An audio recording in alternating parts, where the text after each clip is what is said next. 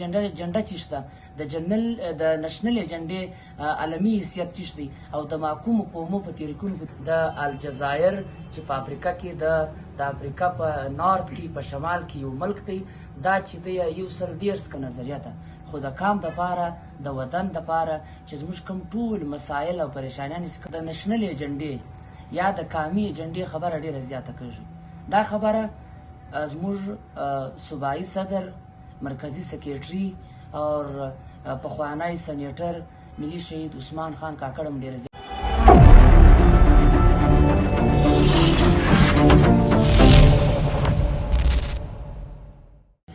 د محکومو قومو زیاته کوله چې د هر چا خپل سیاست دی، د هر چا خپل ګوند دی او د هر چا خپل نظریه ده، خو د کام دپاره د وطن دپاره چې زموږ کوم ټول مسایل او پریشانیان چې کوم زموږ په لګړې دي یا زموږ د وطن په برخه دي د دې دپاره به موږ نشنل ایجنډه خپلوو.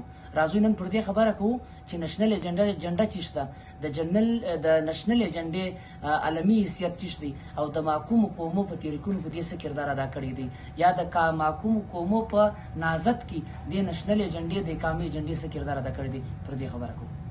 رحیم په دنیا کې د یرغلګرو د استعماریت خلاف، د جبر خلاف، د استعماریانو او سامراجیانو خلاف هر وخت په ټول دنیا کې محکومو تحریکونو چې دی خپل ځان په یو تنظیم کې منظمه کړی دی او د دې استعمارګرو سامراجیانو خلاف بغاوت کړی دی او د دې خلاف مبارزه کړې ده. په دا کې موږ ډېر زیات مختلف تنظیمونه د محکوم قومونو تحریکونه مطالعه کړي دي. په دا کې یو ضروري او تر ټولو مهم بلکې زه دا وایم چې د محکومو قومو د صف کردار چې ادا کړی دی هغه د الجزایر تحریک دی. الجزایر یو سل دیرس کاله د فرانس کالونۍ وه. د فرنچ امپایر د فرانس کوم سامراجیان چې وو دا په یو سل دیرس کاله د الجزایر چې په افریقا کې د افریقا په نارت کې په شمال کې یو ملک دی دا چې دی یو سل دیرس کاله فرانسویانو یا فرنچ کالو دغه چې دا کالونۍ جوړه کړې وه. د دې شتمنۍ، د دې سیاست، د دې معیشت او د دې کلتور دا ټول د استعمارګرو دغه فرانسویانو چې وو یرغمال کړی وو. یعنې دوی ډېره مبارزه وکړه، سل کاله دا مبارزه چې دا رزلټ نه ورکاوی، د دوی تنظیمونه چې دا رزلټ نه ورکاوی. دوی چې وو دوی وخت کې دا کوشش وکړي چې هغه د کامي ایجنډې د نشنل ایجنډه راوړه چې موږ و د فرنچ کالونۍ ته و د فرانس ته چې کشکست ورکوو هغه واحده لاره دا ده چې موږ به راولاړېږو د نشنل ایجنډې د کامي ایجنډې لاندې به راغونډېږو او د دې سامراجانو خلاف به دغه کار کوو. دا جمع سو دا خلک دې دوه خلکو چې دا فرانسویانو ته یا دیونې زوروره کالونۍ فرانس کې وخت تر بریټیش زیاته زوروره کالونۍ وه لکه اوس امریکا یا چین داسې د سوپر پاور شکل یې درلودو. نو دوی راولاړ شو چې زموږ واحده لاره کامي ایجنډه ده په دا کې به راغونډېږو. د دې دپاره FLN دا یو تنظیم دوی جوړ کړي، سیاسي تنظیم وي، مسلط تنظیم وي. یعنی د فرنچ کالونۍ خلاف یې تشدد هم کاوی، وایلنس هم کاوی، جنگ هم کاوی او خپل کام یې د تنظیم له لارې د سیاست له لارې د ښکاوي هم کار هم کاوی.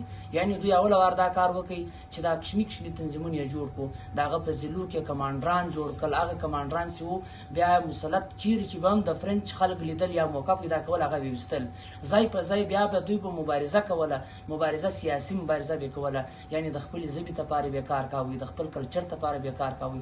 دوی دا فیصله وکړه چې دا فرنچ کالونۍ چې ده د دې به موږ هېڅ نه منو، موږ به خپل کوشش کوو چې خپل کام وطن له دې یرغلګرو له دې استعماریانو آزاد کړو. په دا کې مثال کې دوی سره دغه کشني پر کلي سي تنظیمان جوړ کړو. دا فرنچ کالونۍ دومره په ځان اریانه کړه چې ټوله دنیا چې اوس هم د محکومو قومو خبره کوي، دا پرس نیشن خبره کوي، نو د الجزایر تحریک چې دی هغه له پامه نه غورځوي. او د ډېره حیرانوونکې خبره ده او ډېره عجبه خبره ده چې په دې تحریک کې دا د محکومو قومو د الجزایر تحریک چې دی په دا کې 10 لکه خلک مړه سو او 20 لکه خلک چې دی دا جیل ته واستول.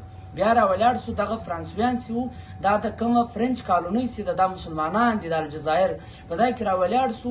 په دا کې ریپ کول، ښځې غلا کول، ټارچرز کول، مثال کې دا جیلونه زندک کو دومره تشدد او جبر یې پر وکړي که یعنې که دا څوک وایي چې محکوم قومونه تحریکونه که درېدلی او رکېدلی نو به د الجزایر تحریک اوس نه وایه. الجزایر تحریک تر دې انده دغه سو په 1954 کې د FLN تحریک جوړ کړي چې احمد بیلا چې وو، بن قاسم چې وو او په دا کې عباس چې وو، دارنګه ډېر غټ لیډران لکه زموږ د پښتنو لیډران چې ورسره راکوړ سي دا وایي چې موږ د دې استعماریت یا د سامراجیت خلاف جنګېږو. نو دوی راولاړ سو دا دغه یې جوړ کړي یعنې په 110 کاله غلام وو. په 1954 کې د FLN تحریک شروع کړي، مسلح تحریک، جنگ، وایلنس. دا فرانس فینن هم د دوی سړی د دې دغه دی. په 1962 کې ازادي واخیسته. څو یعنې 6 کاله هغه سو، 2 کاله هغه سو، 8 کاله یو تنظیم جوړ کړي، منظمه مبارزه یې وکړه، دا یې ازادي واخیسته. موږ دا خبره کوو به حیثیت ګوند، به حیثیت سیاسي ورکر. موږ وایو د کام دپاره ټیک دی، ستا سیاست خپل جلا دی، ستا نظریه خپله جلا ده، ستا به خپل فکر، ستا خپل سوچ وي، لیکن په دې باندې باید چې زموږ مذهبي سړی، کامدوست سړی، وطندوست سړی هغه په دې پوه سي چې یاره ځینې مسایل دا چې دي چې هغه زموږ د کام سره ګډ دي، هغه زموږ د وطن سره ګډ دي، په هغه باندې باید چې هر سړی خوابده کړي. بیا الجزایر تحریک یو خواته کښني دا موږ یې یونټ جوړ کړه. د یونټ مین مطلب دا دی چې دا خلک چې وو د الجزایر تحریک کښني نوټانې جوړ کړو، پر هغه باندې خپل لیډران جوړ کړل. هغه لیډران چې وو بیا د فرنچ د دې زورور استعمارګر خلاف جنګ وکړي. بله خبره دا ده بیا دا دونې منظمه سو چې دا راولاړ سو د محکومو قومو سره رابطې جوړې کړي، لکه یو سوشلیست کم بلاکونه چې وو، چاینا سوه، ویتنام سوه، دارنګه له نورو خلکو سره هم رابطه جوړه کړه چې تاسو زموږ کومک وکړئ. دا فرانس کالوني سره راغلې ده. دارنګه تنویس ته دوی حمایت وکړي، لیبیا ته دوی حمایت وکړي. په مصر کې جمال عبدالناصر چې د استعماریت ډېر زیات خلاف دغه هغه له دوی سره ډېر زیات کومک وکړي. موږ دا وایو چې کله محکوم قومونه په تنظیم کې راغونډ سي، کام شعور واخلي او کام به خدای کول داسې دی هغه شعور اخلي د هر استعمارګر خلاف. دا تاریخ موږ ته دا وایي، دا موږ دا نه وایو. لکه تاسو د الجزایر چې 10 لکه خلک مړه کړي، دا مسخره خبره نه ده.